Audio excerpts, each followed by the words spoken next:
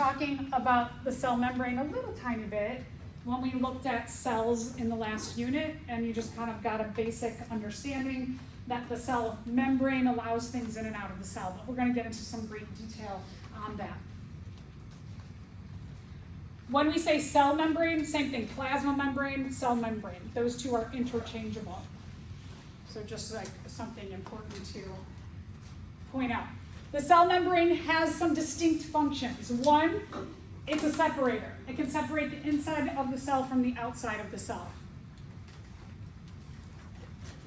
Depending on what kind of cell you are, if you're a prokaryotic cell, you're a unicellular organism, you're one cell, you are separating your plasma membrane, maybe separating you from the world.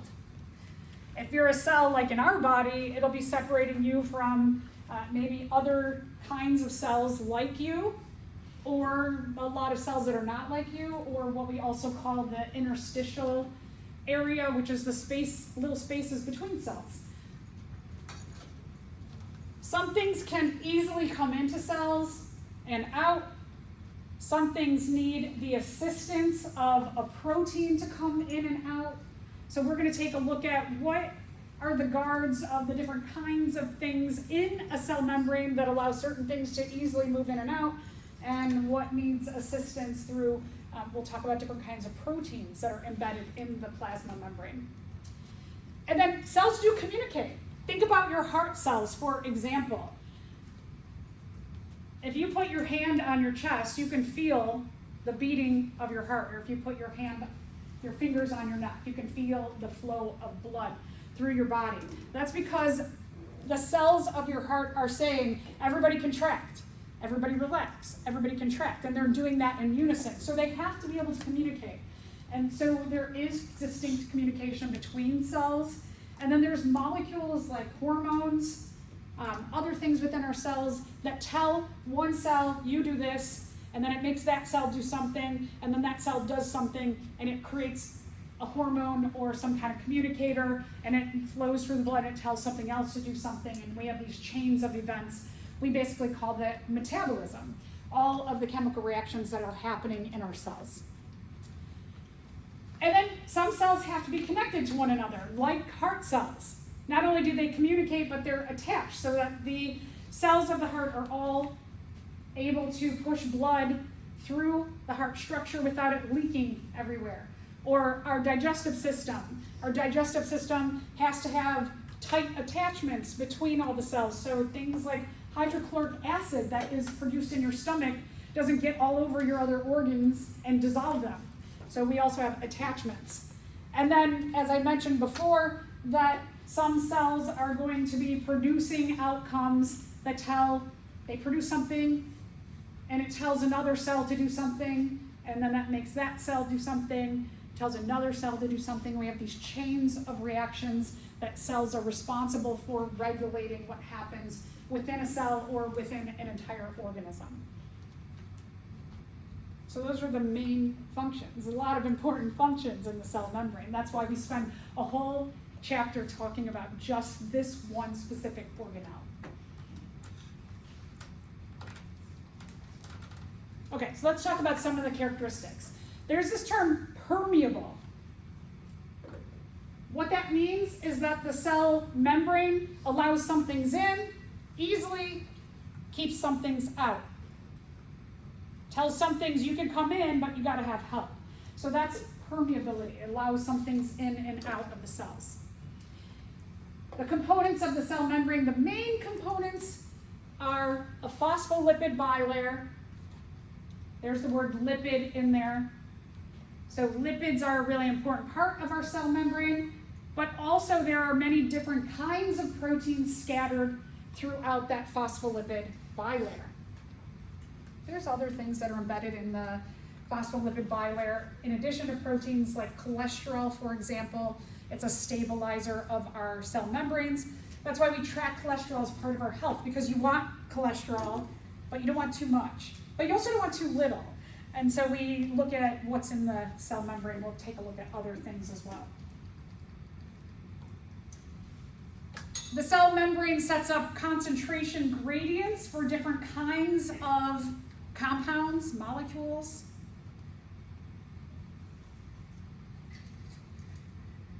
That's what you had done there with the dialysis tubing.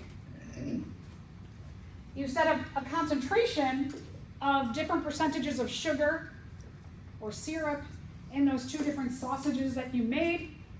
There's syrup inside of those, but not outside in the water you place them in. And that's what we mean by a concentration gradient, is that you've got a concentration of something on one side of a cell, but not on the other. And then something happens when you have that situation. We'll take a look at that when we get into lab. And we call the cell membrane a fluid mosaic model. The term mosaic, when we're thinking about art, means like a bunch of different pieces that make a bigger piece of art. And so what we mean by this in terms of a mosaic model is there's a lot of different kinds of things embedded in the phospholipid bilayer, but also it's fluid.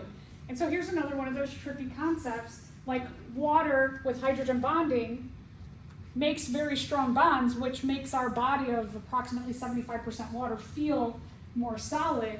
It's the same thing with our cell membranes, is that our cell membranes have polarity issues as well that make our cell membranes, even though they're liquid, right, it seems like we're more solid. So again, another contributor to making us have structure, but still have some flexibility in that structure by actually being liquid, but feeling more like a solid. So we're going to talk about all the different features and how this all comes together, making the cell membrane function and its characteristics. So first thing, we're going to take a look at the phospholipid bilayer. These are the lipids that are found in the cell membrane. They're the predominant fat in our cell membranes.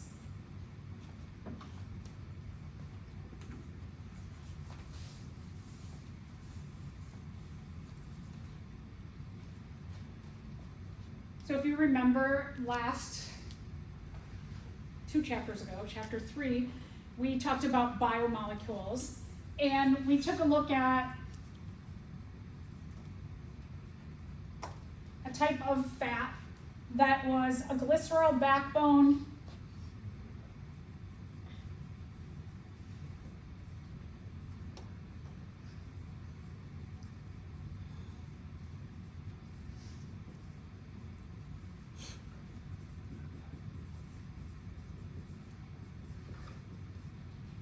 had a glycerol backbone and then 3 fatty acid tails. When we're taking a look at the phospholipid bilayer, what we see with the lipids that make up the majority of the lipids in the cell membrane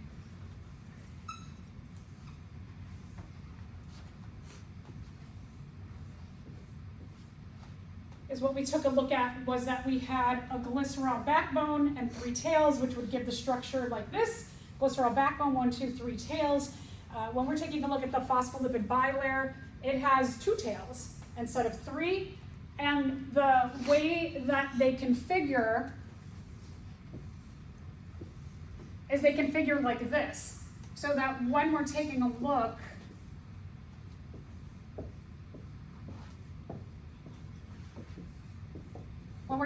at the structure of the cell membrane, is that we have a situation where you have these fatty acids are packed closely together, and they make here, this is the outside, and this is the inside of the cell. What they do is they set up a barrier system to divide, have a distinct division between the outside of the cell and the inside of the cell. And what makes them just configure that way, it's all about polarity. That just like water has a positive, slightly positive polar side, slightly negative polar side, same thing here, is that you've got positive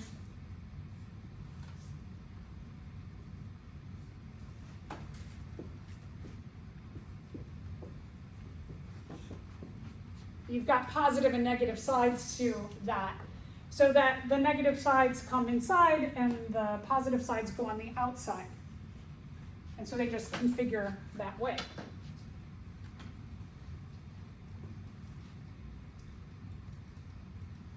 We talked about polarity before. So which of these was something that we know has polarity and is really, really important to our cells. Water.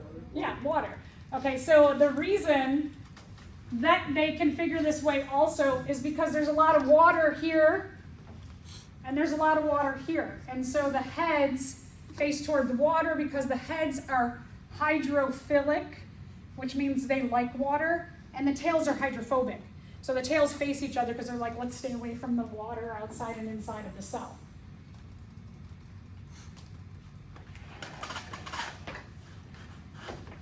We know that fats are in general hydrophobic, right? They stay away from water, and we can see that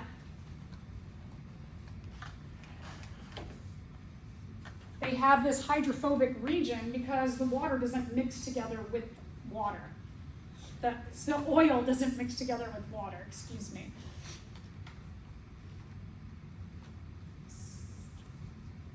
So the tails especially stay away. Because those two tail regions are hydrophobic, it doesn't allow the fats to mix well with water. It also means that you can't dissolve. You could even put this you could put this in a blender and it'll mix it together temporarily and you think like, oh, it's pretty uniform. And then what happens? You let it sit and the fats start to go to the surface and try and get away from the water. Hydrophilic, the term hydrophilic, this part philic, means attracted to water. If you're like, well, how do I tell the difference between hydrophobic and hydrophilic? I think we all know if you have a phobia of something, you don't like it, right? You repel that thing, you try and stay away from it. So then hydrophilic is the opposite. Sugar's hydrophilic. Sugar, you can take it and you can mix a spoonful of sugar into water and it'll evenly distribute throughout the water. It's hydrophilic. It's a substance that easily or readily dissolves in water. Okay, and then here's just a nicer diagram of the plasma membrane, the phospholipid bilayer. You can see the heads are on the outside. The heads are hydrophilic because they face the cytoplasm, which is a watery environment, so they're attracted to that. Heads on the outside, there's water all over our body. So even in the extracellular spaces, or what we call interstitial areas, there's water. So the heads face the water areas and make this hydrophobic or water-free area inside. All right, so now we're going to take that phospholipid bilayer, we're going to start to plug in some proteins throughout. And this is what we call the mosaic of proteins. Because we have so many things that come in and out of our cells, we have to have so many different kinds of proteins that are also embedded in that phospholipid bilayer. So the proteins are mainly responsible for moving things in and out of the cells.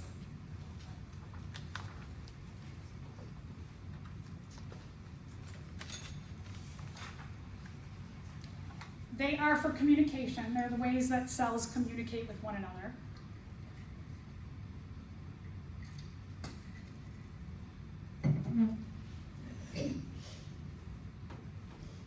They can identify, is this the same kind of cell as me? Like, are you also a heart cell? Are you also a Homo sapien cell, like one of the same species? Are you a bacterial cell? And should I notify our immune system to attack you and get rid of you? All right, so a little reflection. Where will the hydrophobic parts of a protein be located in terms of the phospholipid bilayer? Will they be on the outsides of the phospholipid bilayer, or will they be on the insides? Good. Okay, so if the protein has a hydrophobic, no. Yeah, it's hydrophilic. Sorry, I said hydrophobic, and then sorry. Not on the inside. So you guys responded right to me. Hydrophilic parts will be with the outside. Hydrophobic will be on the inside. Sorry, I read that wrong. So you were correct in what I said. This is a different question. Hydrophilic outside, hydrophobic inside. Thank you. Okay, so any hydrophilic regions of a protein will face outward. If there are hydrophobic regions of a protein, they'll be in the middle with the tails. Because compounds are so large, there will be hydrophobic and hydrophilic and hydrophobic and hydrophilic areas. There'll be a lot of different areas because these molecules are quite large. Let's explore the 5 different major kinds of proteins. Certainly there are more than that, but we're going to take a look at each of these and then talk about their function and how that relates to also the overall function of the plasma membrane. So first one, let's talk about transport proteins. If something does transport, what does it do? It moves things. Yeah, good. So these are going to be responsible for the movement and specifically of hydrophilic molecules across the membrane. They're facing on the outside of the cell and on the inside. They're on the edges of the plasma membrane.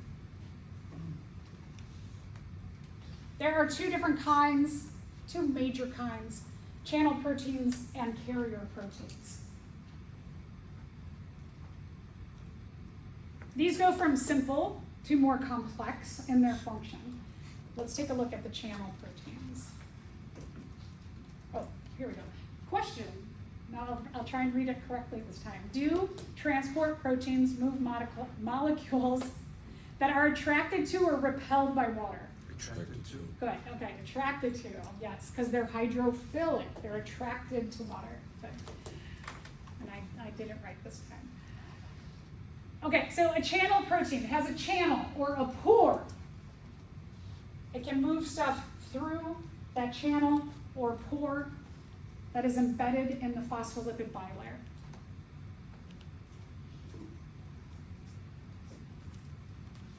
Based on polarity and size, there are different kinds of channel proteins. So one will be for like the negative chloride ion. One will be for the positive potassium ion. So we don't have just one kind. You have many kinds that are the size of their channel or pore is based on the size of the molecule that they are transporting across. So we do have some specificity even within these major categories.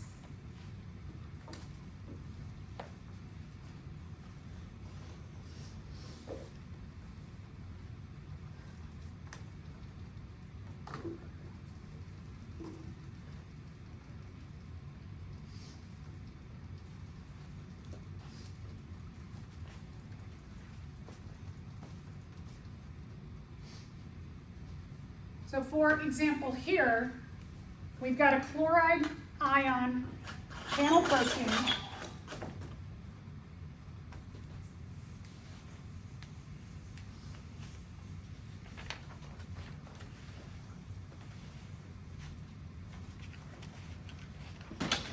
The size of this is the size of the channel is going to perfectly fit the chloride ion. If we have, let's say, another one,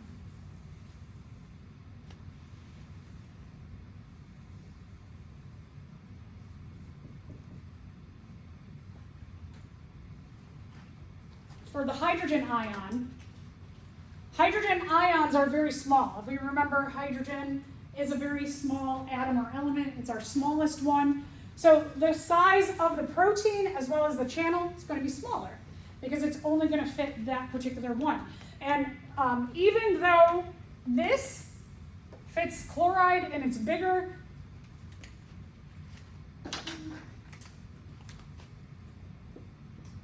things that are smaller, any atoms or ions, because they're smaller, they will not be able to go either. So there is a little specificity in that too. I know this looks really, really simple, but just to know, they are very specific to what they move across. And even if you're smaller, you can't go into one of the bigger channels. If you take a biochemistry class, you'll probably look at that in more detail, or a cell biology class, you'll find out more details of why and how.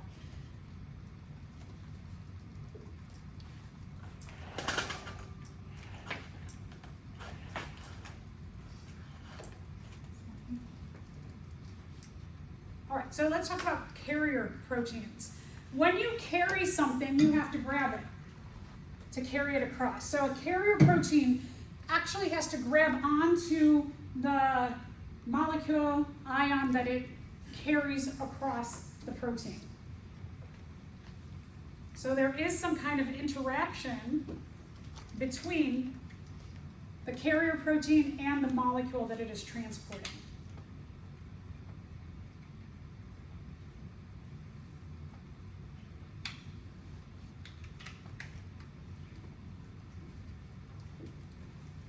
These protein channels stay closed until the molecule that they're transporting comes along, and then it grabs onto it, which stimulates the channel to open up and then push that molecule through. But for the most part, it closes up the channel.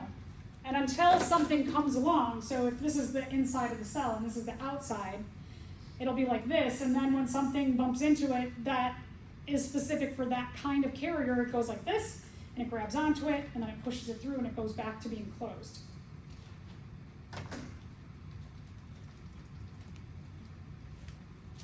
This is what I mean by it changes its shape. So if it's like this, and it's closed up, and that molecule comes and bumps here, it grabs onto it, and then the channel goes from being closed to open, pushes that through, and then goes back to being closed. So it temporarily is doing this. And that's what we mean by changing shape. Yes, So these are also in the phospholipid bilayer? yes, yes, they are also. All the 5 different types are scattered throughout the phospholipid bilayer. And then even you can see within the types, like these 2 transport proteins, not only are there 2 different kinds, but within the kinds there are more different kinds. Yeah, good question. So a lot of times what happens is that they will exchange one molecule for another. This is the way that our muscles contract, is that within a protein, they'll actually do this, and they will flip this from the inside with that for the outside. So they do like a trading thing. So they get very, very, very specific. Sometimes they're just like one thing that they push through, and sometimes it's 2 things that they exchange for one another.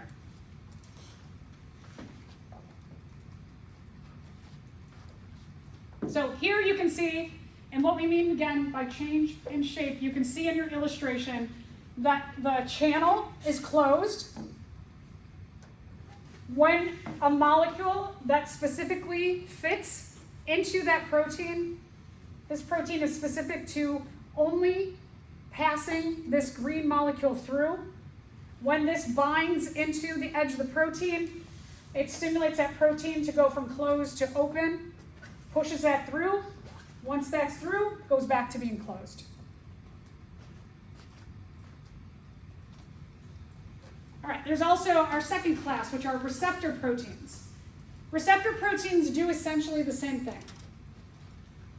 The receptor protein is going to be closed, something that it is specifically going to interact with, hits that, it binds it, and not just, in some cases it will pass that through.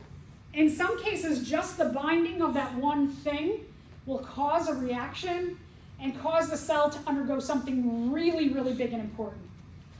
So receptor proteins are similar to a carrier, except for carriers just exchange like little stuff. Receptors are responsible for really big cellular events.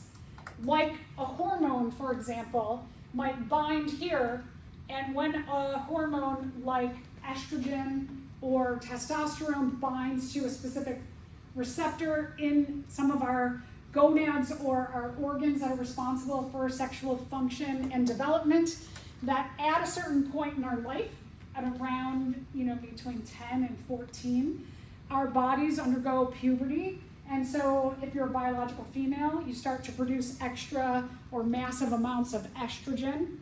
If you're a biological male, you start to produce massive amounts of testosterone. And when estrogen or testosterone bind in our gonads, it stimulates those gonads to do all kinds of stuff, to start a series of reactions that we call puberty. And that's a big life event. It takes between maybe 4 years and 8 years for us to fully undergo puberty, because part of puberty is also growing, right? And so by the time you're 18, maybe you've stopped growing, maybe like for females, your period has become regular. For males, your voice is completely changed by then. You have a lot of muscles. So that's like what the receptors would do, is something really, really big for the cell or the organism. Another example is that when a cell is starting to break down, it gets stimulated to replace itself with a new cell. And so that whole process of cell reproduction, the receptor proteins are responsible for something really big that's happening to the cell.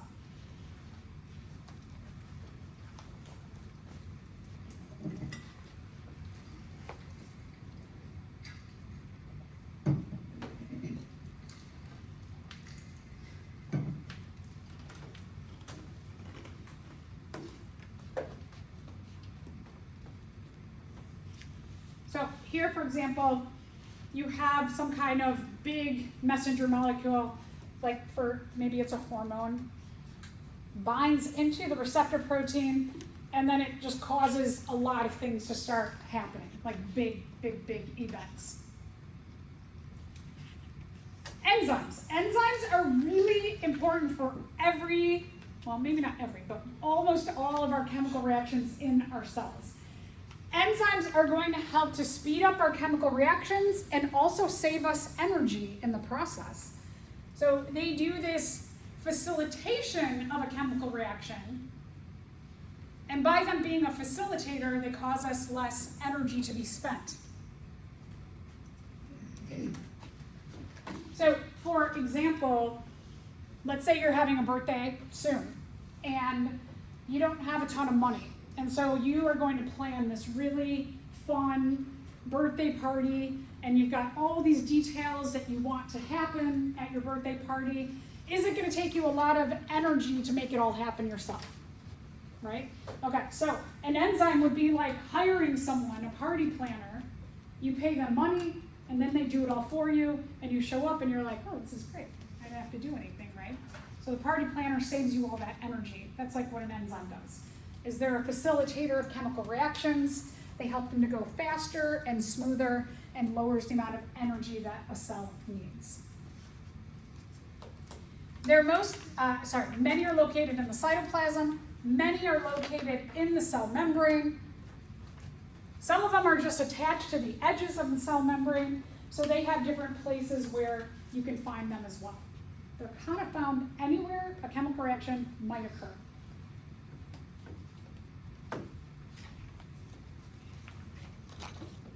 We'll talk a lot more. The next chapter will be all about enzymes and specifics about them, because they're so important. All right, recognition proteins. Recognition proteins are found on the edges of a cell. When you looked at the cells under the microscope last week, or earlier this week and last week, it kind of looked like the cell membranes and the cell walls were flat. You take a look at them underneath a really strong microscope, like an electron microscope. What you would see was that you would see details of those membranes. And in those membranes, you could see, look at all these things that are sticking off. They kind of look like a tennis ball, a lot of fuzzy things sticking off. All of those different things are recognition proteins. They're kind of like the wallet of a cell.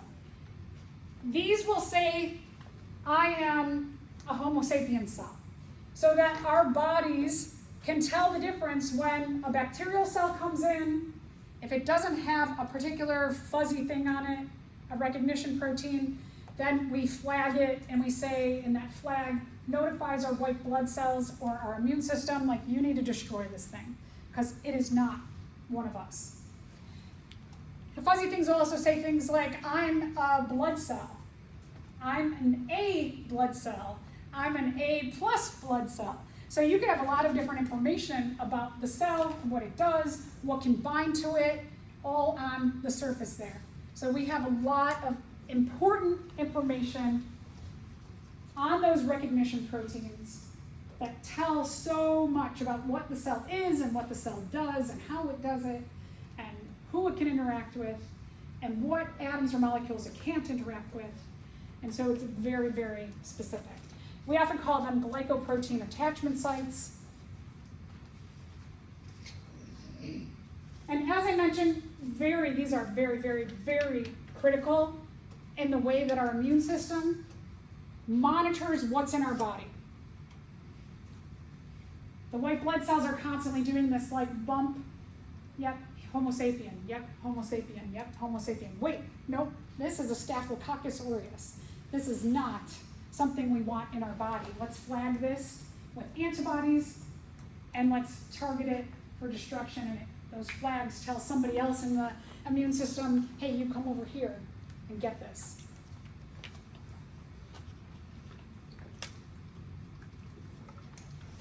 And then we have connection proteins. And this is how our cell membranes are held together. They serve as anchor points. We have a bunch of different major kinds.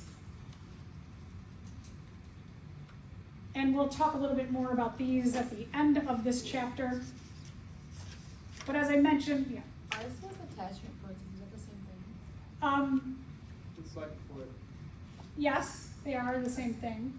So if you want to, write connection with attachment, it probably is we have a new book we're using, so they probably just call it one thing versus the other. So maybe write down connection also. Thank you for bringing that up. And anchors and how original. Okay. Thank you. And then just to mention cholesterol. Cholesterol helps to stabilize our cell membranes. We do want cholesterol in our body. There's some that's better than others, like plant cholesterol for the most part is better than animal cholesterol. Helps also to facilitate all of those proteins to allow what comes in and out to be monitored and regulated. So when we talk about a mosaic of proteins, this is what our cell membranes more so look like, is that we have a lot of different kinds of proteins that connect to a lot of different things. Some of those proteins are connected to the cytoskeleton. Some of them are connected directly to some of the organelles that you studied in the last chapter. Some of them are connected to other cells. And we also have little notifiers like this, those glycoprotein attachment sites for recognizing what kind of cell we have. So lots going on within the cell membrane. So the blank portion of the cell membrane is responsible for the isolating function of the membrane, while the blank portion regulates exchange and communication with the environment. So what two major groups do we talk about, and then which applies to which group?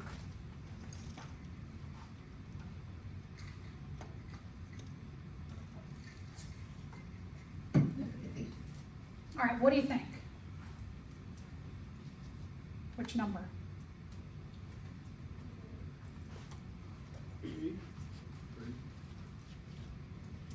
So the lipids are the isolation.